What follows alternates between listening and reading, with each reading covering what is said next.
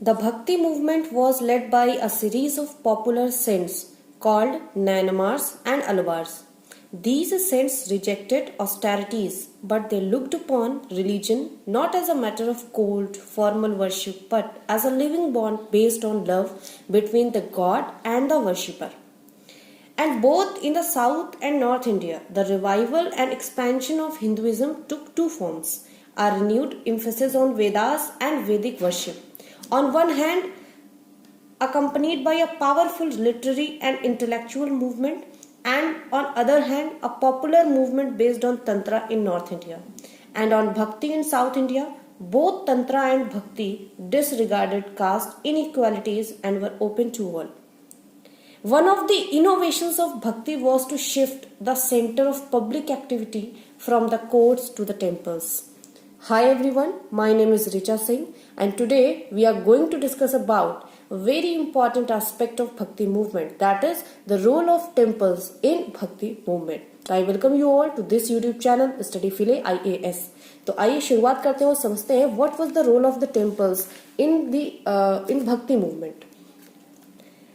इसके पहले कि भक्ति मूवमेंट जब शुरू हुआ उसके पहले जो जितने भी आपके आर्टिस्टिक वर्क थे, जो कि जैसे कि गाना बजाना हुआ या कोई भी आपके पोएट्स वगैरह हुए, तो जितने भी बड़े बड़े स्कॉलर्स हुए, फिलोसोफर्स हुए, पोएट्स हुए, जितनी भी एक्टिविटीज जो कि पब्लिक एक्टिविटीज हैं, ये सारी की सारी टेम्पल्स की बजाय कोर्ट्स में परफॉर्म होती थी. But after the bhakti movement ये जो पब्लिक एक्टिविटी का शिफ्ट है ये हमें टेम्पल्स की तरफ देखने को मिलता है. यानी कि कोर्ट्स में जो एक्टिविटीज परफॉर्म होती थी, अब वो सारी एक्टिविटीज आपकी टेम्पल्स में परफॉर्म होना शुरू हो जाती हैं. और इसकी वजह से होगा क्या, now temples are the main centre of public activity. तो जाहिर सी बात है वहां पर काफी सारे ग्रुप्स बनेंगे और जो भी आपके अलग अलग सेक्ट को मानने वाले लोग, जैसे कुछ वैष्णविज्म को मानते हैं, कुछ शैविज्म को मानते हैं, तो वैष्णविज्म वाले क्या करेंगे, वो विष्णु के टेम्पल बनाने पे ज्यादा जोर देंगे. जो शैविज्म वाले हैं वो शिव के टेम्पल पे ज्यादा फोकस करेंगे. तो इसकी वजह से हुआ क्या, this resulted in the competitive fund raising among the rival religious groups for building religious centres. अपने अपने रिलीजियस सेंटर्स को बनाने के लिए जो भी राइवल रिलीजियस ग्रुप्स थे, जैसे कि एक वैष्णविज्म शैविज्म लेके चले या बुद्धिज्म जैनिज्म लेके चले, तो इनके बीच में फंडिंग को लेके काफी कंपटीशन था. क्यों? क्योंकि जो फंडिंग है वो तो किंग को ही प्रोवाइड करनी है, रॉयल फंडिंग होती थी. और उसके लिए जो ये आपके इस लोअर स्टाटा के जो भी लोग हैं या जो भी रिलीजियस आपके ग्रुप्स हैं, वो सारी की सारी फंडिंग के लिए आपस में एक दूसरे से कॉम्पिटिशन करने लगे. Under the Pallavas temples began to grow into temple cities. तो ये आपको याद रखना है. तो सबसे पहला हमें रोल ऑफ टेम्पल की अगर बात करें तो सबसे पहला हमें देखने को मिलता है shifting in public activity. Shifting in public activity from courts to temples. हमें कोर्ट से हट के पब्लिक एक्टिविटी का सेंटर जो है धीरे धीरे कौन बनने लगे, टेम्पल्स बनने लगे. सेकेंड क्या था, कॉम्पिटिटिव जो फंड रेजिंग है वो काफी ज्यादा बढ़ गई थी. तो competitive fund raising among the rival religious groups. तो ये आपको याद रखना है. तो ये दो पॉइंट्स जो हैं जो हमें याद रखने हैं. नेक्स्ट, पल्लवा रूलर्स जो थे, अभी तक टेम्पल्स बनाए जाते थे, लेकिन पल्लव रूलर्स के टाइम पे temples began to grow into temple cities. तो अब जो डेवलप करी जाने लगी, पूरी की पूरी टेम्पल सिटीज डेवलप की जाने लगी. ठीक है. और इसके कई सारे हमें एग्जांपल्स जो हैं वो देखने को मिलते हैं. अगर हम बात करें सबसे पहले रूलर की, तो वो है नरसिम्हा वर्मन. ठीक है. अभी जो नरसिम्हा वर्मन है, ये है Narasimha Varman first. Time period 630 to 638 AD की अगर बात करें हम, तो इस टाइम पीरियड में नरसिम्हा वर्मन जो थे, he began building the great temple complex at Mamallapuram, जिसे महाबलीपुरम के नाम से भी जाना जाता है. ठीक है. तो he began to build great temple complex at Mamallapuram. और उसके बाद इन्हीं के नाम पे वो जो टेम्पल कॉम्प्लेक्स है उसका नाम रखा गया. नेक्स्ट अगर बात करें तो एक हमारे इंपीरियल चोला रूलर थे. ठीक है.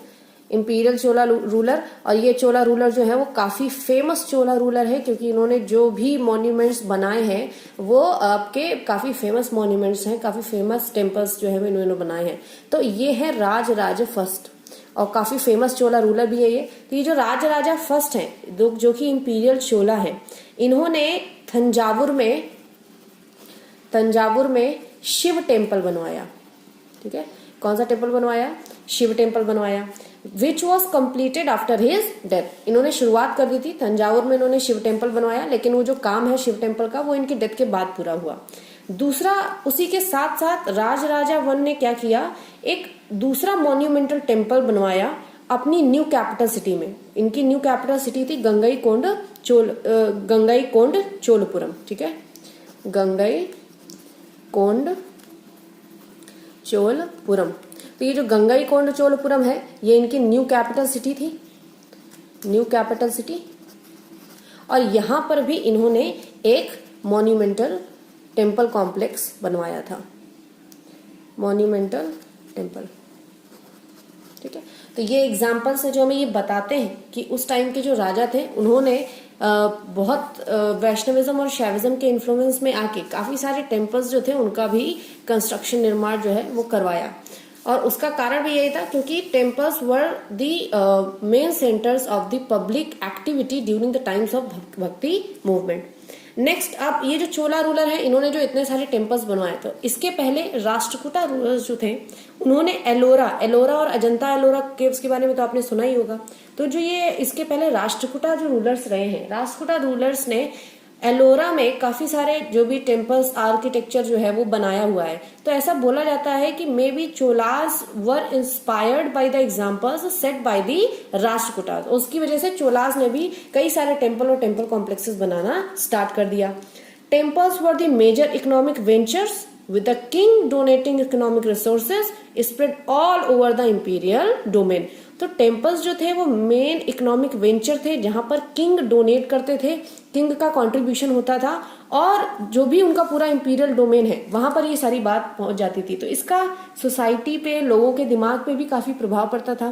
तो राजा कभी कभी अपनी स्ट्रेंथ को दिखाने के लिए, अपने पावर को दिखाने के लिए, अपना रुतबा दिखाने के लिए भी ये सारी चीजें जो थे इसमें इंटरेस्ट लेते थे और इनको काफी सारे टेम्पल्स के लिए वो डोनेशन भी करते थे। तीसरी जो सबसे बड़ी बात इसमें, अगली जो बात है वो ये है कि these temples became major source of employment. ठीक है, these were became major source of employment also. क्यों भाई? क्योंकि अब अगर टेम्पल बना हुआ है तो जाहिर सी बात है टेम्पल में कुछ लोग रहेंगे, कुछ प्रीस्ट रहेंगे, तो एक कम्युनिटी बन जाएगी। वहां पर कुछ फंक्शनरीज रहेंगे, अकाउंटेंट्स रखे जाएंगे, गार्ड रखे जाएंगे, और अगर वो गार्ड्स और अकाउंटेंट रखे जाएंगे तो उनको सैलरी भी दी जाएगी। तो temples became major source of employment during the bhakti movement and because it provided employment for the community as well as with a number of accountant, guards, ritual functionaries जो भी वहां पर एम्प्लॉयड थे उन सबको वो एक एम्प्लॉयमेंट प्रोवाइड करते थे। तो ये कहीं ना कहीं एक पॉजिटिव एस्पेक्ट है भक्ति मूवमेंट का। अब साउथ इंडियन जो भक्ति रिलीजन है that was mainly influenced by the Kings. ठीक है, द किंग्स के जो डोनेशंस थे। अब साउथ इंडियन जो भक्ति मूवमेंट है it benefited a lot from the royal patronage under the Pallavas and the Cholas, क्योंकि सबसे ज्यादा जो डेवलपमेंट हमें देखने को मिलता है या तो पल्लवा रूलर्स ने डेवलपमेंट किया है या तो चोला रूलर्स में। तो साउथ इंडियन भक्ति जो है, साउथ इंडियन भक्ति benefited a lot under Pallavas and the Chola rulers. तो काफी ज्यादा इनको बेनिफिट मिला और यही कहीं ना कहीं वजह रही है साउथ इंडियन भक्ति की फ्लरिश होने की। अब चोलास जो थे इनके बारे में क्या है कि दे रिगार्डेड देमसेल्व्स एज द री इनकारनेशन ऑफ विष्णु। वो जब खुद को विष्णु का री इनकारनेशन मानते थे, but by and large they were the worshippers of Shiva. वो खुद को मानते थे लॉर्ड विष्णु का इनकारनेशन, लेकिन वो भक्ति करते थे लॉर्ड शिव की। ठीक है, तो इससे ये देखा जाता है कि जो लॉर्ड विष्णु है वो लॉर्ड शिव के जो है वो वर्शिपर है। इस हिसाब से अगर एक कॉन्सेप्ट लेके चले, फाइनली हम बोल सकते हैं कि as the subject was to the king so the king was to the god and a great chain of bhakti. But the king was also identified with the god. जैसी राजा वैसी प्रजा। और हमें यहाँ पे ये भी देखने को मिलता है कि किंग को गॉड की तरीके भी आइडेंटिफाई किया जाता था, क्योंकि अभी आपने पिछली बार भी पढ़ा था कि जो भी बाकी के लेक्चर्स थे कि जितने भी राजा हैं उन्होंने कई सारे बड़े बड़े टाइटल्स, कोई खुद को परम भागवत बोल रहा है, कोई खुद को परम महेश्वर बोल रहा है, तो इस तरीके के टाइटल्स भी थे। तो कहीं ना कहीं किंग को गॉड से भी कंपेयर किया जाने लगा था। अब भक्ति मूवमेंट जो है इसके कुछ डिस्टिंक्ट फीचर्स हैं। ये तो था कि what was the role of the temples in the bhakti movement. Now we will talk about some distinct features of the bhakti movement. अगर कुछ फीचर्स की बात करें तो भक्ति मूवमेंट में kingship has provided a new model for भक्ति। तो किंगशिप जो है has provided a new model of भक्ति। भक्ति का एक न्यू मॉडल जो है वो हमें देखने को मिलता है। साथ ही साथ from its very Inception the divide was super impose upon the Royals. ठीक है, तो रॉयल्स में डिवाइड भी सुपर इम्पोज किया जाता था। अब यहाँ पर बोला जाता है जो भक्त है, द लाइफ ऑफ द भक्त is completely off self surrender. तो भक्ति में हम कहीं ना कहीं सेल्फ सरेंडर की भी बात करते हैं कि जो भी भक्त है वो सेल्फ सरेंडर करता है गॉड के प्रति। अब यहाँ पर एक और डिस्टिंक्ट फीचर है भक्ति मूवमेंट का कि हमें यहाँ पर जेंडर स्टीरियोटाइपिंग भी देखने को मिलती है। There was also gender stereotyping. Gender stereotyping का मतलब क्या है, और ये जेंडर स्टीरियोटाइपिंग हमें कहाँ मिलती है, फीमेल्स के केस में मिलती है। तो जैसे कि विमेन का जेंडर स्टीरियोटाइपिंग क्या है कि विमेन जो है वो सॉफ्ट, जेंटल इस तरीके से है। क्यों? क्योंकि हम देखेंगे कि there were many Vaishnavite saints who took the voice of the women to show their love to God। मतलब अपने प्यार को भगवान को जताने के लिए, दिखाने के लिए उन्होंने विमेन वॉइस का सहारा लिया है। यानी कि ऐसा माना जाता है कि women are very gentle, are sacrificing, are polite, are soft. तो वो जो है लव का बहुत ही अच्छा फॉर्म जो है वो माना गया। तो there was a gender stereotyping of women as gentle, sacrificing, and they became the new model for the natural worshipper. जो भी नेचुरल वर्शिपर थे उनके लिए एक न्यू मॉडल बन गया था कि थे तो वो मेल, जो सेंट्स थे वो मेल सेंट्स थे, लेकिन वो खुद को जब भगवान के लिए अपना लव शो करते थे तो वो एज अ विमेन अपने लव को शो करते थे।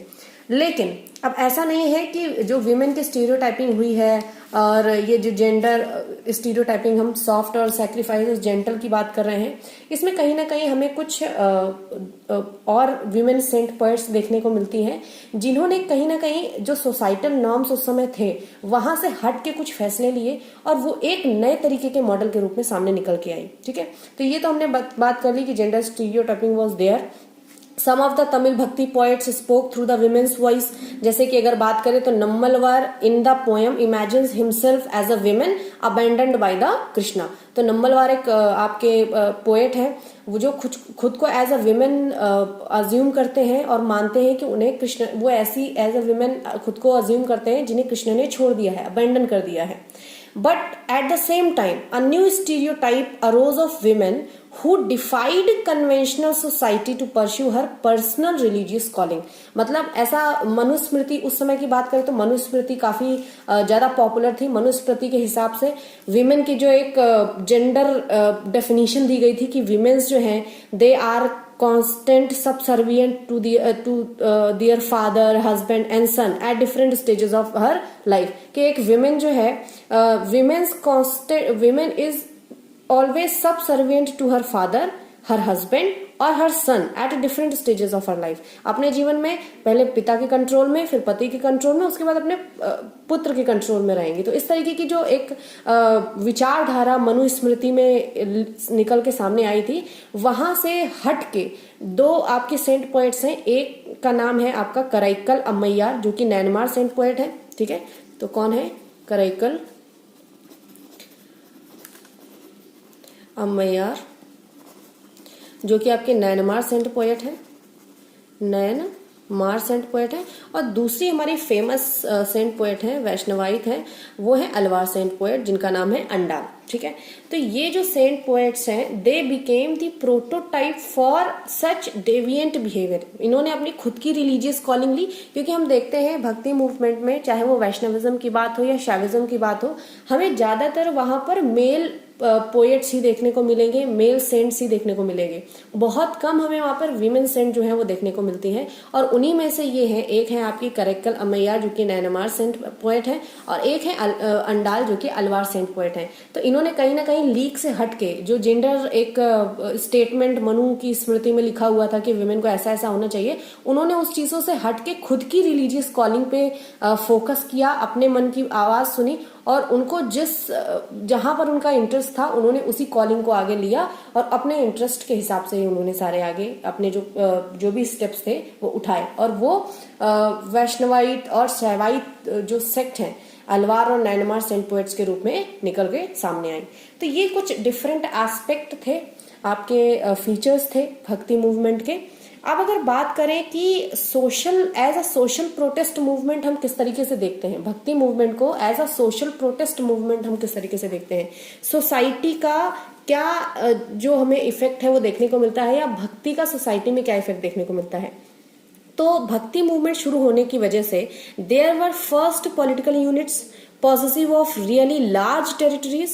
Also there was a growth of large administrative and bureaucratic monopoly, यानी कि वहां पर धीरे धीरे लार्ज टेरिटरीज में एडमिनिस्ट्रेटिव और पॉलिटिकल यूनिट्स बनना शुरू हो गई थी।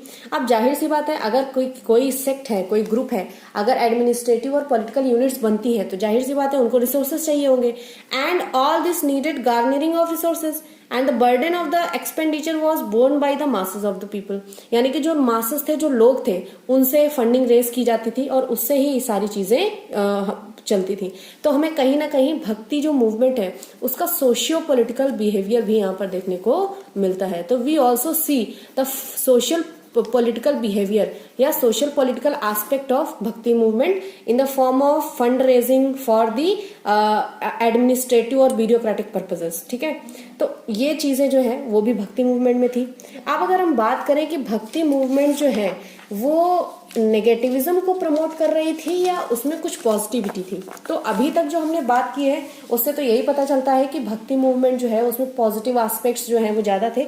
लेकिन कहीं ना कहीं भक्ति मूवमेंट ने थोड़ा बहुत नेगेटिविज्म को भी प्रमोट किया है। कैसे प्रमोट किया है? हमें भक्ति मूवमेंट्स में कन्वर्जेंस देखने को मिले। कन्वर्जेंस का मतलब होता है, वैसे तो भक्ति मूवमेंट में जब हम देखते हैं तो उसमें जितनी भी कास्ट है सभी कास्ट अलाउ है भगवान की वर्शिप के लिए। उसमें ऐसा कुछ नहीं कि कोई एक स्पेसिफिक कास्ट ही गॉड की वर्शिप कर सकती है, दूसरी कास्ट गॉड की वर्शिप नहीं कर सकती है। उसके बाद भी हम ये देखते हैं कि जो भी लोअर कास्ट के कुछ सेंट पोएट्स थे वो कन्वर्ट होके हायर कास्ट, यानी कि जो लो कास्ट के थे वो ब्राह्मण में कन्वर्ट हो गए या खुद को अपर कास्ट के लेवल पे ले आए। मतलब कन्वर्जेंस हमें यहाँ पर देखने को मिलता है। ठीक है, तो ये पहली चीज। दूसरी चीज क्या है कि हम यहाँ पर दो तरीके के डिवोटीज देखते हैं। पहले है सॉफ्ट भक्त एंड दूसरा है हार्ड भक्त। अब ये सॉफ्ट भक्त और हार्ड भक्त क्या है? सॉफ्ट भक्त जो है वो उनको बोला जाता है मेन तोनतार, और जो हार्ड भक्ता है उनको बोला जाता है वान तोनतार। अब ये हार्ड भक्ता और सॉफ्ट भक्ता में क्या है? सॉफ्ट भक्ता is one who goes on living within the society but does not pay any attention to the social matter। ठीक है, यानी कि वो सोसाइटी में रह तो रहे हैं, goes on living within the society but does not pay any attention to social matter। अब समाज में रहना है तो कहीं ना कहीं हमें समाज के कुछ नियमों के हिसाब से चलना पड़ता है, उनको मानना पड़ता है, कई सारी चीजें होती हैं, हमें इंटरेक्ट करना पड़ता है सोसाइटी में। तो यहाँ पर सॉफ्ट भक्ता वो इंसान है जो सोसाइटी में रहता तो है लेकिन सोसाइटी में रहने के बाद भी सोशल मैटर्स में उनका कोई अटेंशन नहीं है। उनके आसपास समाज में क्या हो रहा है, किसके साथ क्या हो रहा है, उससे इनको कोई लेना देना नहीं है। तो कहीं ना कहीं ये एक नेगेटिव एस्पेक्ट के रूप में देखा जाता है। अब ये जो हार्ड भक्ता है इनका क्या है? तो हार्ड भक्ता is a one who sacrifice their families, children and their own life without any care, मतलब बिना किसी केयर के कि उनके बच्चों का, उनकी फैमिली का, उनकी वाइफ का क्या होगा, उनकी जिंदगी का कैसे चलेगा, ये कुछ भी बिना कुछ सोचे वो सब कुछ सैक्रिफाइस कर देते हैं। और सबसे मजेदार बात तो ये है कि इतना सब करने के बाद भी they were not the model to be followed by others, मतलब they were never become model to be followed by others, उन्हें किसी ने फॉलो नहीं किया। But there were two types of bhaktas which we see in bhakti movement. तो hard भक्ता कौन है, कैसे डिफाइन करें? तो हार्ड भक्ता is one who sacrifice their families, children and their own life without any care, without any care। लेकिन ये कभी भी मॉडल नहीं बन पाए दूसरों के लिए। तो ये कहीं ना कहीं हमें एक नेगेटिव एस्पेक्ट हमें यहाँ पर देखने को मिलता है कि समाज से बिल्कुल ही दूरी बना ली, अपनी फैमिली को छोड़ दिया, बिना किसी केयर के अपनी रिस्पॉन्सिबिलिटीज से मुंह मोड़ लिया, ठीक है, सब कुछ छोड़ के चले गए, अपनी खुद की लाइफ को सैक्रिफाइस कर दिया इवन, ठीक है। और ये सब कहीं ना कहीं इसलिए हो रहा था because there was a one thought, और वो थॉट क्या था कि Shiva takes the side of the devotee who protest against society और ट्रेडिशन। ऐसा वहां पर इस तरीके की थॉट्स प्रेवलेंट थी कि जो व्यक्ति सोसाइटी के अगेंस्ट जाएगा, ट्रेडिशंस को नहीं मानेगा, जो लॉर्ड शिव है वो उसकी साइड लेंगे, उसको हेल्प करेंगे। तो इस तरीके के थॉट्स और इस तरीके की बातें जो थी वो वहां पर प्रेवलेंट थी। बट इट इज डाउटफुल कि हम ये बोल नहीं सकते पूरी तरीके से कि भक्ति मूवमेंट जो था वो नेगेटिव ही था या पॉजिटिव ही था। बट हाँ, कहीं ना कहीं उसने नेगेटिविज्म, सोशल नेगेटिविज्म जो है उसको कहीं ना कहीं प्रमोट किया है। लेकिन इसका मतलब ये बिल्कुल नहीं है कि भक्ति movement was a anti social movement. मतलब अगर हम बात करें कि भक्ति movement was a anti social movement, no, it was not a anti social movement.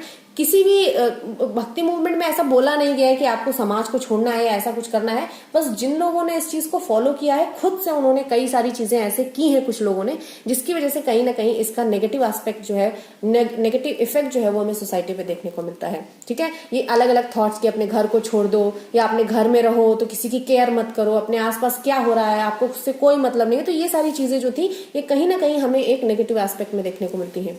तो अगर हम बात करें कि भक्ति movement was a anti social movement, no, it was not anti social movement. अगर हम बात करें कि क्या भक्ति मूवमेंट एक रिवॉल्यूशनरी सोशल मूवमेंट था, रिवॉल्यूशनरी का मतलब होता है क्या इसने कुछ रिवॉल्यूशन लाया या इसने कुछ समाज में चेंजेस किए, बिल्कुल नहीं।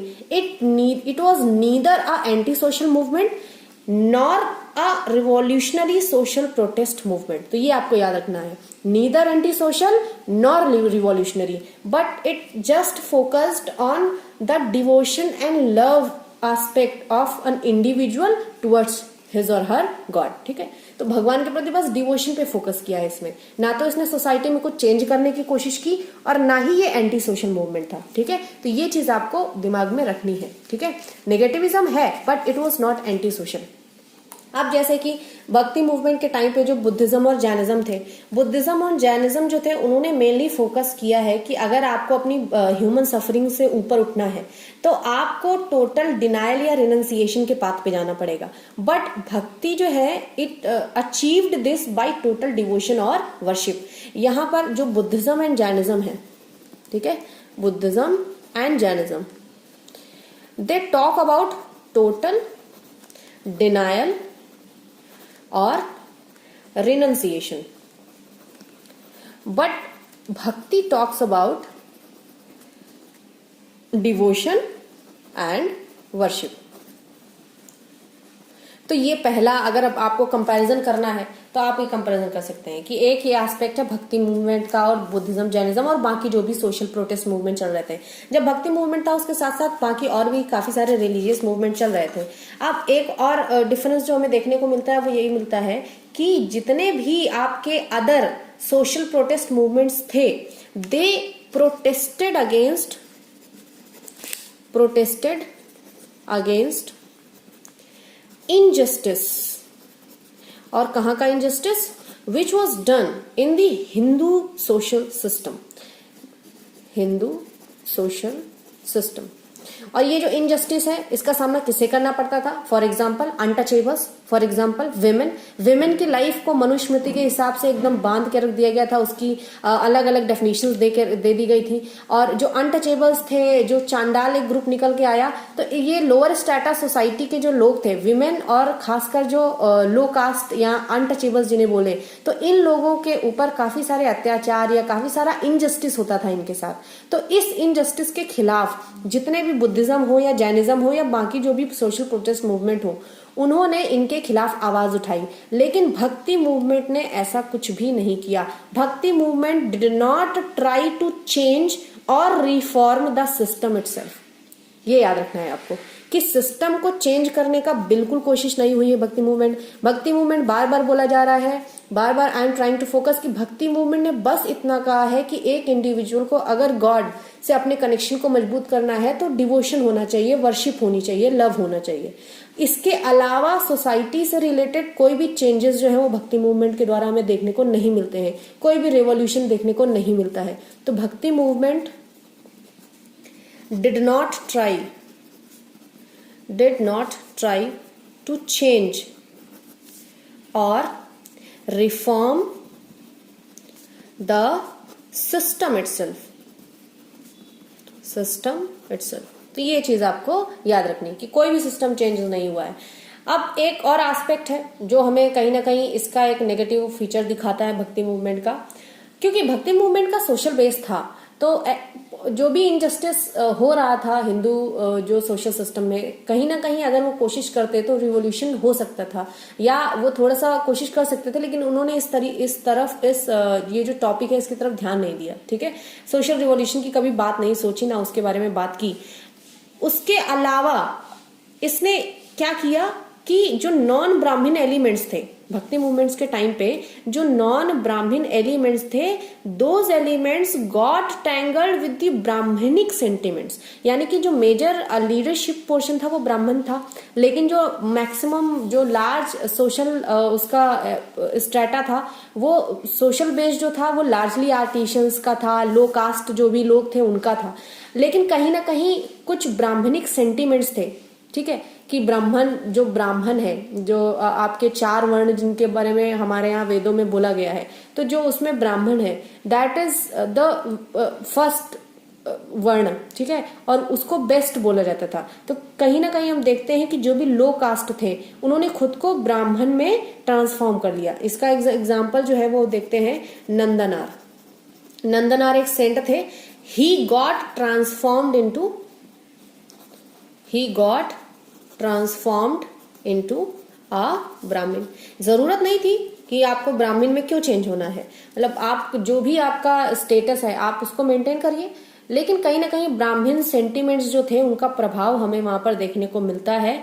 और इससे ये पता चलता है कि लो कास्ट के लोग जो थे उन्हें ये तो अलाउड था कि वो भगवान की पूजा कर सकते हैं, लव डिवोशन दिखा सकते हैं, but those were excluded, those were not allowed to do worship in the temples. ठीक है, उनको मंदिर में जाना अलाउड नहीं था। तो ये नेगेटिव फीचर जो है वो हमें देखने को मिलता है।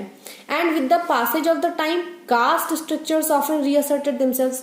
यानी कि जो भी कास्ट स्ट्रक्चर्स हैं, लो कास्ट, हाई कास्ट, तो ये कास्ट स्ट्रक्चर्स जो थी जैसे जैसे टाइम बढ़ता गया, भक्ति मूवमेंट और आगे बढ़ता गया, काफी सारे लोग जुड़ते गए। तो जैसे जैसे ज्यादा लोग जुड़ते जाते हैं उतने तरीके की मेंटालिटी और फिलॉसफी भी साथ में देखने को मिलती है, तो उसका भी कहीं ना कहीं प्रभाव पड़ता है। तो हम देखेंगे कि जो भी कास्ट स्ट्रक्चर्स हैं, कास्ट के लिए जो भी आपकी थॉट प्रोसेसिंग है वो कहीं ना कहीं दोबारा से रीअसर्ट हो गई। लो कास्ट, हाई कास्ट जो भी है, तो ये भेदभाव जो है वो होने लगा।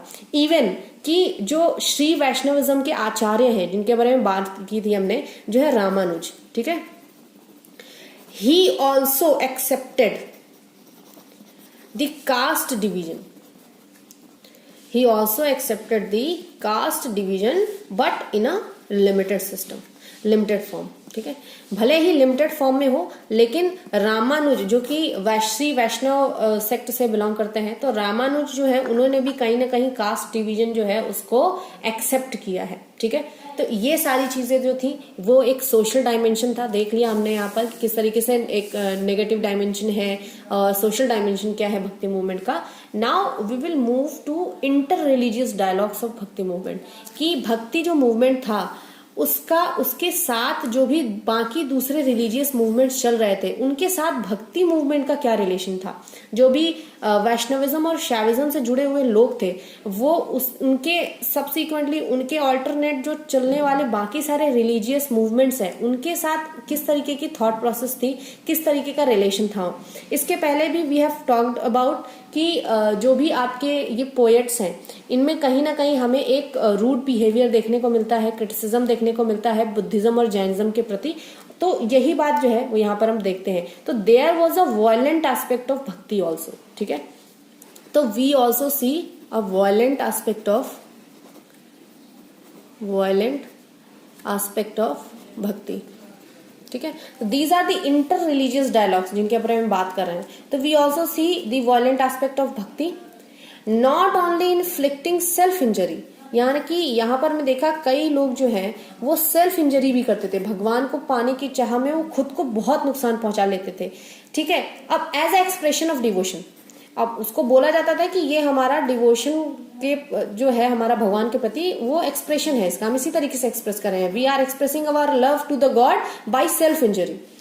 तो लेकिन ये कहीं ना कहीं गलत है, ये कहीं ना कहीं वायलेंस को जो है वो सपोर्ट कर रहा है। अगर आप चाहे खुद को इंजरी पहुंचाए, खुद को नुकसान पहुंचाए या दूसरों को नुकसान पहुंचाए, कहीं ना कहीं ये वायलेंस को सपोर्ट करता है and that is not good concept. और धीरे धीरे ये जो सेल्फ इंजरी है ये सेल्फ इंजरी से बढ़ते बढ़ते दूसरों को भी नुकसान पहुंचाने पे शुरू हो गई, वहां पर भी शिफ्टिंग हमें देखने को मिलती है। तो such violence could be directed against any other person also.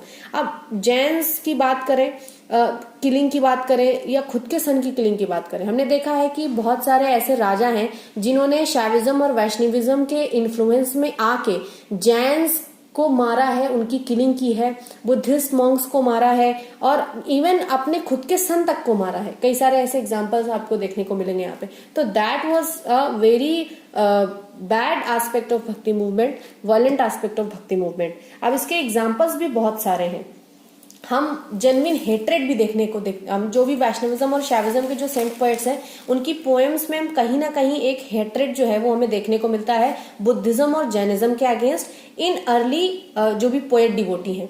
The history of inter religious dialogue in ancient south India is unfortunately spruced up by the stories of mutual cruelty between Hindus, Jains and Buddhist.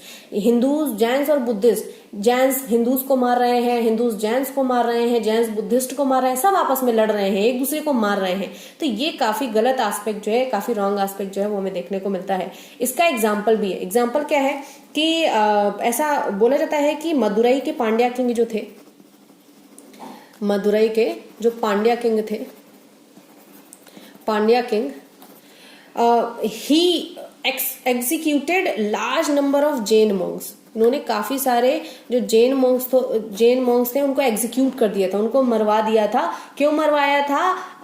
Under the influence of a Saivite preacher. एक Saivite preacher थे, ठीक है, उनके influence में आके, उनके insistence में ये जो सैवाइट प्रीचर थे जिनका नाम था संबंदार, तो ये जो संबंदार है इनके इन्फ्लुएंस में आके, इनके जोर देने पे, इनके इंसिस्टेंस पे इन्होंने क्या किया, जैन मॉन्क्स जो थे उनकी किलिंग्स जो थी वो करवा दी। कई जगह हम ये देखते हैं कि temples were built over other structures, जैसे कि in some instances temples were also taken over. ठीक है, अब जैसे कि अगर हम बात करें टेम्पल ऑफ पुरी की, temple of Puri initially it was a Buddhist temple, यानी कि पहले ये कौन सा टेम्पल हुआ करता था, बुद्धिस्ट टेम्पल हुआ करता था, लेकिन फिर लड़ाई झगड़ा जो भी हुआ उसके बाद इसको टेक ओवर कर लिया गया और इसको वैष्णु टेम्पल में बदल दिया गया। ठीक है, इसके साथ साथ ही दूसरा जो टेम्पल है आपका, जैसे कुतुब मीनार के साइड में एक टेम्पल है, temple near Qutub Minar, temple near Qutub Minar. वो टेम्पल की बात करें तो it was initially a Jain temple, but after that it was converted into a Vishnu temple. तो ये सारी चीजें हैं जो हमें कहीं ना कहीं, एक बोलते हैं हर चीज के दो पहलू होते हैं, अच्छा भी होता है और बुरा भी होता है। तो अगर हमें भक्ति मूवमेंट का एक अच्छा पहलू देखने को मिला है तो कहीं ना कहीं उसके साइड इफेक्ट्स बोले या उसका एक नेगेटिव एस्पेक्ट बोले, वो भी हमें कहीं ना कहीं देखने को मिलता है। तो ये सारी चीजें थी जो हम भक्ति मूवमेंट के बारे में कर रहे थे। इतना ही था भक्ति मूवमेंट के बारे में। एज आई होप कि I have covered each and every aspect of Bhakti movement. अगर आपको लगता है कि कुछ रिमेनिंग है, कुछ चीजें जो है वो यहाँ पर ऐड नहीं की गई हैं, you can comment in the comment section below, you will get a reply and I will try to include the जो भी छूटे हुए पॉइंट्स हैं, I will try to include it in the next lecture, या जो भी हमारे अगले लेक्चर्स होंगे कहीं ना कहीं उसमें वो चीज एडजस्ट कर ली जाएगी। ठीक है, तो टिल नाउ भक्ति मूवमेंट जो है वो यहाँ से कंप्लीट होता है। अब एक इम्पॉर्टेंट टॉपिक जो है वो बचा है, वो भी हम जल्दी से कंप्लीट कर लेते हैं। We are going to talk about a very famous personality who was the great philosopher and whose name is Shankaracharya. Shankaracharya. So today we are going to discuss about Shankaracharya. He was one of the most influential thinkers of the time and he lived in the late 8th and early 9th century. ये काफी influential thinker माने जाते हैं। He was the most influential thinker of the time. और इनकी life जो story है वो भी काफी इंटरेस्टिंग है। ऐसा बोला जाता है कि इन्होंने अपने जो लाइफ है, अपने काफी कम एज में बहुत सारा ज्ञान, बहुत सारी नॉलेज जो है वो इन्होंने अर्जित कर ली थी। ज्ञान जो अर्जित कर लिया था, काफी सारा नॉलेज जो थी इनके पास थी। जब ये 4 साल के थे लगभग तो इन्हें सभी वेदों का ज्ञान हो गया था। तो काफी फेमस पर्सनालिटी है ये, और ऐसा माना जाता है कि he was the incarnation of Shiva. तो इस तरीके से ये कुछ स्टोरीज हैं जो इनके लाइफ के आसपास घूमती हैं। बात आपको क्या याद रखनी है कि इनका टाइम पीरियड क्या है। तो इनका टाइम पीरियड क्या है, लेट 8th और अर्ली 9th सेंचुरी जो है वो इनका टाइम पीरियड है। अब एक हमने कल बात की थी माधव की, जो फिलोसोफर थे। ठीक है, माधव ने एक कमेंट्री लिखी हुई है। इनके माधव का एक कमेंट्री का एक पॉपुलर राइटिंग वर्क है जिसका नाम है शंकर दिग्विजय। शंकर दिग्विजय, ये जो शंकर दिग्विजय माधव का जो राइटिंग वर्क है उसमें माधव ने बताया है कि शंकर जो थे he travelled all over the country. उन्होंने पूरे देश में नॉर्थ से लेकर साउथ तक वो गए, अलग अलग लोगों से मिले, डिबेट की, फिलोसॉफिकल जो भी उनके एडवर्सरीज थे उनसे डिबेट की और उनसे जीते। यानी कि जो भी डिबेट्स थी उनमें शंकराचार्य ने हर डिबेट को जीता, और जब वो वापस आए तब उनका बहुत अच्छे से स्वागत हुआ। तो according to this Shankara Digvijaya of Madhava, वो डिस्क्राइब करते हैं कि Shankara as travelling all over the country, meeting and debating with philosophical adversaries, defeating them all. मतलब इनका ये जो शंकर थे, इन्होंने नॉर्थ से लेकर साउथ तक हर जगह पूरी कंट्री में ट्रैवल किया, अलग अलग लोगों से मिले, बड़े बड़े विद्वानों से मिले, उनके साथ इनका डिबेट हुई, इनकी वार्तालाप हुई और उन्होंने डिबेट में उन सभी को हरा दिया था। ठीक है, और जब ये वापस लौटे थे तो इनका काफी अच्छे से स्वागत भी हुआ था। अभी जो हमारे शंकराचार्य जी हैं, इनकी जो फिलॉसफी है वो है अद्वैत वेदांता फिलॉसफी। ये आपको याद रखना है, अद्वैत वेदांता फिलॉसफी। ठीक है, अब ये जो अद्वैत वेदांता फिलॉसफी है ये क्या है। सबसे पहला अद्वैत यानी कि नॉन डुअलिज्म, जिसकी बात हम बात कर चुके हैं ऑलरेडी इसके पहले के लेक्चर में। अब नॉन डुअलिज्म का मतलब क्या है कि हम यहाँ पर एक ही रियलिटी गॉड को ही मानते हैं, कि गॉड और आत्मा जो है वो अलग अलग नहीं है, वो एक ही है। दूसरा है अद्वैत वेदांता अगर इसको हम इसका संधि विच्छेद करें तो वेद अंत, एंड ऑफ वेदा। तो एंड ऑफ वेदा को बोलते हैं वेदांता। तो वेद के कॉन्सेप्ट्स को, नॉन डुअलिज्म के कॉन्सेप्ट्स को, इन दोनों कॉन्सेप्ट्स को मिला के इन्होंने एक फिलॉसफी बनाई है जिसको बोलते हैं अद्वैत वेदांता फिलॉसफी। और कहीं ना कहीं आप जब 6 स्कूल्स ऑफ फिलोसफी के 6 स्कूल्स हैं, 6 स्कूल्स ऑफ फिलोसफी हैं जिसके बारे में हम बात करेंगे। आर्ट एंड कल्चर का ये एक टॉपिक है जिसके लिए स्पेशली अलग से एक लेक्चर बनेगा। वहां हम ये देखेंगे कि 6 स्कूल्स ऑफ फिलोसफी क्या है। तो वहां पर अद्वैत वेदांता फिलोसफी है, उसको उत्तर मीमांसा के नाम से भी जाना जाता है। तो ये चीज आपको याद रखनी है, ठीक है। अब देखते हैं कि क्या शंकराचार्य ही वो पहले व्यक्ति थे जिन्होंने इस तरीके की अद्वैत वेदांता जो फिलॉसफी है उसको सपोर्ट किया था, या अद्वैत वेदांता की फिलॉसफी जो है क्या वो शंकराचार्य ही लेके आए थे? तो ऐसा बिल्कुल नहीं है। इनके पहले 7th और 8th सेंचुरी में एक फिलोसोफर थे, 7th और 8th सेंचुरी के एक फिलोसोफर थे जिनका नाम था गौड़पद, ठीक है। तो गौड़पद ये जो 7th 8th सेंचुरी के फिलोसोफर थे, सबसे पहले अद्वैत वेदांता की फिलॉसफी जो है उसकी शुरुआत इन्होंने ही की थी। He wrote a writing work जिसका नाम था मांडुक्य करिका, मांडुक्य करिका। और ये जो मांडुक्य करिका है, it was the commentary on Mandukya Upanishad. एक मांडुक्य उपनिषद है, ठीक है। तो मांडुक्य उपनिषद पे ये एक कमेंट्री है जो कि गौड़पदा ने लिखी थी मांडुक्य उपनिषद पे। वहां पर उन्होंने अद्वैत वेदांता फिलॉसफी के बारे में डिस्कस किया है। अब ये जो गौड़पदा है ये भी इन्फ्लुएंस्ड थे किसी से, किससे इन्फ्लुएंस थे? जो आपका महायान और विज्ञानवाद है बुद्धिज्म का, तो Gaudapada was influenced by the Madhyamika and the Vijnanavada Buddhism. और उनके हिसाब से he held that the objects were similar to the things seen in the dream. जो ये गौड़पदा है, इनकी फिलॉसफी के हिसाब से objects are similar to dream। हम सपने में जिस तरीके से, जैसे हम अपने आसपास जो चीजें देख रहे हैं, ये बिल्कुल उसी तरीके से हैं जैसे कि हम सपना देखते हैं। इनके लिए जो रियलिटी है वो केवल एक है, and that is god. Reality is one, reality is one. Advaita जैसा कि नाम है कि एक ही रियलिटी है, and that reality is god. God के अलावा और कोई रियलिटी नहीं है। और जो कुछ भी हम ये संसार में देखते हैं दैट इज प्लूरैलिटी। और ये प्लूरैलिटी जो है ये हमें इसलिए देखने को मिलती है because of maya. This is due to maya. And maya क्या है? Maya is an illusion which is born out of agyan या इग्नोरेंस। तो कहीं ना कहीं आप देख रहे हैं कि ये नॉलेज पे ज्यादा फोकस कर रहे हैं। इनके हिसाब से अगर आपको भगवान को पाना है तो आपके अंदर नॉलेज होनी चाहिए। उस नॉलेज की वजह से आपका ये जो इग्नोरेंस है वो खत्म होगा।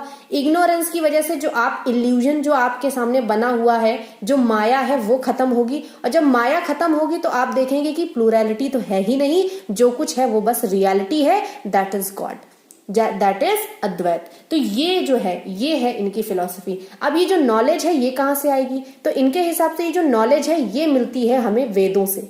इसलिए इनकी जो फिलॉसफी है वो है अद्वैत वेदांता। एक तरफ ये बात कर रहे हैं कि reality is only one which is God, or whatever you see in this world is a plurality. This is because of Maya, and Maya is an illusion which is born out of ignorance. If you have to win this ignorance, you have to be knowledgeable, you have to gain knowledge. और ये knowledge आप कहाँ से पाएंगे? This knowledge you will get from the Vedas. तो ये है आपकी अद्वैत वेदांता की फिलॉसफी। अब गौड़पदा का जो आइडियाज था, इनके ही आइडियाज को फर्दर शंकराचार्य ने और डेवलप किया है और इलेबोरेट किया है और अच्छे से डेमोन्स्ट्रेट किया है। शंकराचार्य ने ये ट्राई किया है बताने के लिए कि जो उपनिषद हैं और जो ब्रह्मसूत्र हैं, they contain a systematic and unified philosophy. क्या अगर आप उपनिषद पढ़ते हैं या ब्रह्मसूत्र पढ़ते हैं तो इससे आपको एक सिस्टमैटिक यूनिफाइड फिलोसफी मिलेगी, आपको नॉलेज गेन होगी। His major work in his Bhashya, भाष्य यानी कि इनकी कमेंट्री है। ब्रह्मसूत्र पे इन्होंने भी कमेंट्री लिखी है, कमेंट्री ऑन ब्रह्म सूत्र। ये जो ब्रह्म सूत्र पे कमेंट्री है जिसको भाष्य के नाम से जाना जा रहा है, ये भाष्य जो है इनकी ब्रह्म सूत्र पे कमेंट्री है, काफी मेजर इंपॉर्टेंट वर्क माना जा रहा है। And according to Shankara the performance of Vedic sacrifices was for the people who wanted to attain the material gain और worldly gain, but Upanishad contain the way to supreme knowledge. यानी कि जो लोग वैदिक सैक्रिफाइस करते हैं, क्या करते हैं? वैदिक सैक्रिफाइस, ये वैदिक सैक्रिफाइस वो लोग करते हैं जिनको मटेरियल गेन चाहिए होता है या इनको वर्डली गेन चाहिए होता है, कुछ वर्डली मटेरियल गेन चाहिए होता है, लेकिन जिन्हें नॉलेज चाहिए होता है वो उन्हें उपनिषद से मिलती है। उपनिषद जो है they contain the way to supreme knowledge. आप उपनिषद से सुप्रीम नॉलेज को अटेन कर सकते हैं, ठीक है। तो ये चीज जो है ये शंकराचार्य ने बताई है। शंकराचार्य की जो एक मोनिस्टिक डॉक्ट्रिन है उसके हिसाब से, अब ये डॉक्ट्रिन जो है इसको अच्छे से देखिएगा कि ब्राह्मण, यहाँ पर ब्राह्मण जो है वो है ब्रह्मा, ठीक है। Brahma is ultimate reality, Brahma is ultimate reality, it is without qualities. अब ये चीज बहुत ध्यान से देखिएगा क्योंकि अभी इसके पहले के लेक्चर में हमने रामानुज की फिलॉसफी की बात की थी और रामानुज की जो फिलॉसफी थी वो भी अद्वैत फिलॉसफी थी, जो शंकराचार्य की फिलॉसफी है वो भी अद्वैत फिलॉसफी है, लेकिन उसके बाद भी दोनों की फिलॉसफी में अंतर है। क्या अंतर है, क्या डिफरेंस है? अगर आपको याद हो हमने देखा था रामानुज ने बोला था गॉड इज शगुन, शगुन का मतलब है गॉड पॉजेसेस सम क्वालिटीज, लेकिन यहां पर जो शंकराचार्य हैं वो बोल रहे हैं गॉड इज निर्गुण, निर्गुण है, यानी कि god does not possess any qualities, it is without qualities. तो विदाउट क्वालिटीज है तो फिर गॉड है क्या? तो इनके हिसाब से गॉड क्या है, ब्रह्मा क्या है? It is pure consciousness, it is pure consciousness, eternal and unchanging. जो प्योर कॉन्शियसनेस है, जो इटर्नल है, जो अनचेंजिंग है, वही ब्रह्मा है। He is nirguna, he does not possess any qualities. तो ये डिफरेंस आपको याद रखना है। According to Ramanuja god is saguna, but according to Shankaracharya god is nirguna. तो ये चीज जो है ये इनकी फिलॉसफी का एक बेस्ट पार्ट है, जहां पर शंकराचार्य गॉड को एज अ निर्गुण जो है वो डिफाइन करते हैं। शंकराचार्य ने दो तरीके की रियलिटीज, अब इसके पहले जो गॉड पता थे उन्होंने बोला तो है कि गॉड इज वन रियलिटी, लेकिन ये रियलिटी कितने तरीके की है? तो शंकराचार्य ने जो रियलिटीज है उनको दो तरीके से डिफाइन किया है। एक वो रियलिटी है जो आपकी कन्वेंशनल रियलिटी है, जो वास्तविक रियलिटी है। एक वो रियलिटी है जो आपकी एब्सोल्यूट रियलिटी है, जिसे आप सोच लेते हैं कि यही है, इसके अलावा कुछ नहीं है। और इसके लिए एग्जाम्पल भी दिया है, a person looking at a coiled rope, अगर एक आदमी जो है वो क्वाइल्ड रोप की तरफ देखे तो उसको ऐसा लगेगा जैसे ये एक स्नेक है। The coiled rope thinking that it is a snake but it is not. हमें पता है कि ये स्नेक नहीं है, बट अगर जिसको नहीं पता है वो क्वाइल्ड रोप को अंधेरे में देखे तो उसे लगेगा कि ये क्या है, आपका स्नेक है। यही डिफरेंस है कन्वेंशनल रियलिटी और एब्सोल्यूट रियलिटी में, कि जो एक्चुअल में है हम वो देख नहीं पा रहे हैं और जो नहीं है उसको हम अज्यूम कर ले रहे हैं। ये क्यों हो पा रहा है? क्योंकि हमारे पास नॉलेज नहीं है। अगर हमें नॉलेज होती कि ये क्वाइल्ड रोप है तो हम कभी इसको स्नेक नहीं सोचते। क्योंकि नॉलेज नहीं है कि ये क्वाइल्ड रोप है, इसलिए हम इसको क्या बोल रहे हैं, स्नेक। और ये नॉलेज किसकी वजह से है? इग्नोरेंस की वजह से। ये नॉलेज जो है ये किसकी वजह से नहीं है हमारे पास? ये इग्नोरेंस की वजह से है, क्योंकि हमने ध्यान नहीं दिया, हमने इस चीज को देखा नहीं, हमने उस पर ज्यादा अच्छे से समझा नहीं उसको, चीजों को, इसलिए हमें ये नहीं समझ आया कि वो रोप है या स्नेक। आई होप कि ये चीज जो है वो आपको क्लियर हो रही होगी। रियलिटी कितने तरीके की है? दो तरीके की, अकॉर्डिंग टू शंकरा। पहली रियलिटी है वो है आपकी कन्वेंशनल रियलिटी, दूसरी है एब्सोल्यूट रियलिटी। कन्वेंशनल रियलिटी जो है वो वास्तविक जो है, जैसे ये क्वाइल्ड रोप है, अगर आपको नहीं पता है तो आप उसको एब्सोल्यूट रियलिटी मान लेंगे, आप उसको स्नेक मान लेंगे। लेकिन अगर आपको पता है तो आप उसको कन्वेंशनल रियलिटी ही मानेंगे। तो उनके हिसाब से कि the reason for mistaking conventional reality for absolute reality is ignorance, that is avidya. यानी कि आपके पास विद्या नहीं है, नॉलेज नहीं है, इसकी वजह से आपके अंदर इग्नोरेंस है, और उसी इग्नोरेंस की वजह से आप जो वास्तविक सच्चाई है उसको आप नहीं देख पा रहे हैं, आप एब्सोल्यूट रियलिटी को देख रहे हैं। आप वो देख रहे हैं जो आप देखना चाहते हैं, जो आपके दिमाग में एक पिक्चर बन गई है, आपको वो सारी चीजें दिख रही हैं। समझ में आ गया ना? तो ये जो चीज है, ये है शंकराचार्य की फिलॉसफी। ये शंकराचार्य की फिलॉसफी के कुछ इंपॉर्टेंट एस्पेक्ट हैं। अब शंकराचार्य बोलते हैं कि ये जो इग्नोरेंस है भाई, तो इसको कैसे दूर किया जाए। अब ये इग्नोरेंस है, तो इसको दूर करने के लिए कोई दवा भी तो होनी चाहिए। तो वो दवा है आपका अद्वैत वेदांता। अद्वैत वेदांता, इनके हिसाब से अगर आप अद्वैत वेदांता की फिलॉसफी पे चलते हैं तो आपका इग्नोरेंस खत्म होगा, आपको नॉलेज मिलेगी और आप रियलिटी को पहचान पाएंगे। आप कन्वेंशनल रियलिटी जो है उसको पहचान पाएंगे, एब्सोल्यूट रियलिटी है उसको पहचान पाएंगे, और दोनों को मिक्स नहीं करेंगे एक दूसरे में। तो अद्वैत वेदांता किस तरीके से लेंगे? पहला कि आपको पता होना चाहिए कि the reality is one which is God, और ये पता करने के लिए आपके पास नॉलेज कहां से आएगी? उपनिषद पढ़िए, वेद पढ़िए, वहां से आपको नॉलेज आएगी। अब अद्वैत वेदांता का गोल क्या है? The goal of the Advaita Vedanta is liberation from the cycle of rebirth. इसका गोल क्या है? The goal is liberation from the cycle of rebirth. Rebirth की साइकिल से लिबरेशन, बार बार आपको जन्म नहीं लेना पड़ रहा है। एंड ये कैसे पॉसिबल है? It consist of the realisation of the oneness of Atman with Brahman. जब आप खुद को ब्रह्मा में देख लेंगे, खुद की क्वालिटीज को पहचान लेंगे, आप रियलिटी को पहचान लेंगे, आपके पास नॉलेज होगी, then you will be liberated from the cycle of rebirth. अब इन्होंने जो इतनी अच्छी अच्छी बातें कही हैं, इतनी अच्छे अच्छे फिलोसफिकल जो भी एस्पेक्ट और जो भी राशनल दिए हैं, जाहिर सी बात है इनके कुछ क्रिटिक्स भी होंगे जो इनके बारे में कुछ बोलेंगे कि नहीं, जो ये शंकराचार्य हैं इनकी फिलोसफी अच्छी नहीं है। तो जाहिर सी बात है इनके कुछ क्रिटिक्स हैं। तो जो इनके क्रिटिक्स हैं वो क्या बोलते हैं शंकराचार्य के बारे में, आइए जानते हैं। The critics of Shankaracharya referred him to as hidden Buddhist.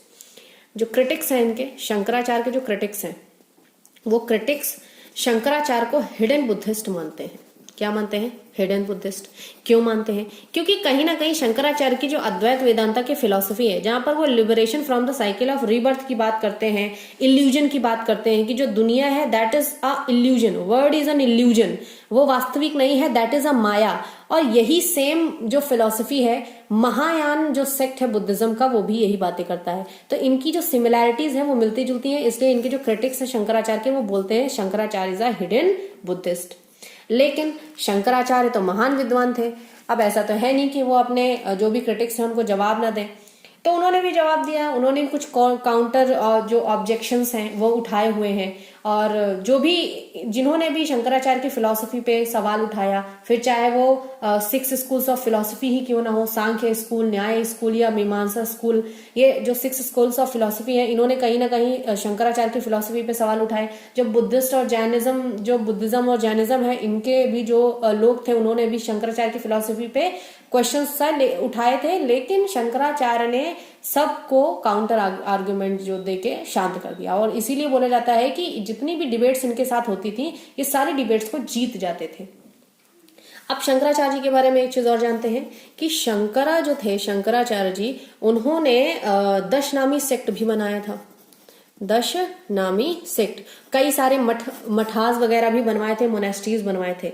He established 4 to 5 monasteries, जिनको अमान्या मठ के नाम से भी जाना जाता है। ठीक है, अमान्या मठास के नाम से भी जाना जाता है। मैनी हिस्टोरियंस जो हैं वो ये आर्ग्यू करते हैं कि 2 इंपॉर्टेंट मठ हैं इनके, एक तो श्रृंगेरी में है, श्रृंगेरी, दूसरा जो है वो मठ है इनका कांची में। तो कई सारे हिस्टोरियंस ये आर्ग्यू करते हैं श्रृंगेरी और कांची के साथ साथ बाकी जितने भी मठ हैं वो सारे के सारे काफी सेंचुरीज बाद बनाए गए हैं, लेकिन एक प्रेस्टीज शो करने के लिए उनको शंकर को एट्रीब्यूट किया गया है। तो many major historians argued that the mathas, several जो मठास हैं which were established later after several centuries were attributed to Shankara in order to indo them with prestige। ठीक है, तो प्रेस्टीज बढ़ाने के लिए उनको शंकराचार्य को जो है उनको इंडो कर दिया गया है, उनको दे दिया गया है, शंकराचार्य का नाम उन मठास से जोड़ दिया गया है। जैसे कि अगर बात करें श्रृंगेरी मठ की, तो श्रृंगेरी मठ जो है वो 14th सेंचुरी में बनी थी। ये तब का टाइम पीरियड है जब आपका विजयनगरा एम्पायर जो था उस समय था। तो हम देख रहे हैं कि जो शंकराचार्य है उनका टाइम पीरियड है आपका 8th 9th सेंचुरी। ये जो मठ बन रही है ये है आपका 14th सेंचुरी। तो इससे ये देखने को मिलता है काफी सारे जो मठ हैं वो शंकराचार्य ने नहीं बनाए थे। बहुत सारे जो मठ उनके देखने को मिलते हैं हमें वो उनके बाद उनके जो भी फॉलोअर्स रहे होंगे उनके द्वारा बनाए गए होंगे, लेकिन 4-5 मोनेस्ट्रीज जो है वो शंकराचार्य ने बनवाई थी।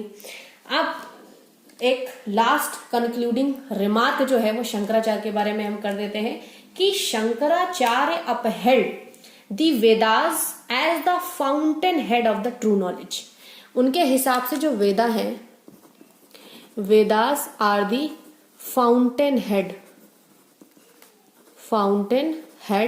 Of true knowledge.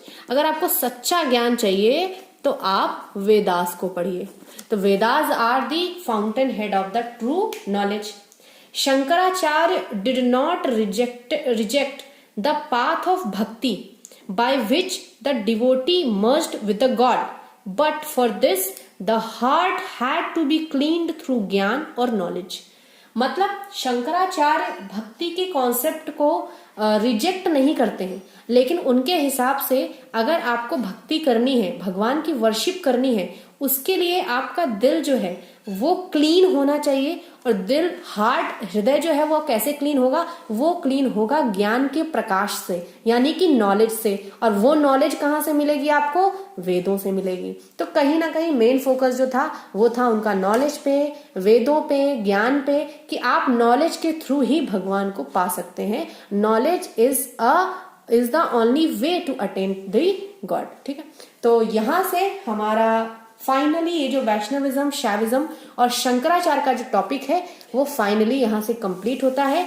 I hope कि जितनी भी चीजें आई हैव डिस्कस्ड वो आपको समझ में आ गई है। If you really like it, please do subscribe to my channel, please do share it, ज्यादा से ज्यादा लोगों तक पहुंचाइए ताकि मुझे भी थोड़ा सा मोटिवेशन मिले। अब इतनी मेहनत मैं कर रही हूँ, थोड़ी सी मेहनत आप भी कर दीजिए शेयर करके, तो मुझे भी मोटिवेशन मिलेगा और अच्छा कंटेंट आपके लिए आएगा और जल्दी जल्दी कंटेंट जो है वो आपके लिए आएगा। तो please do like it, share it, subscribe it. जो भी डाउट्स हैं, जो भी क्वेरीज हैं, आप कमेंट सेक्शन में लिख सकते हैं। आपकी क्वेरीज जो हैं वो डेफिनेटली रिजॉल्व हो जाएंगी। लेक्चर देखने के लिए, मेरे साथ बने रहने के लिए धन्यवाद। Thank you, thanks a lot, bye bye.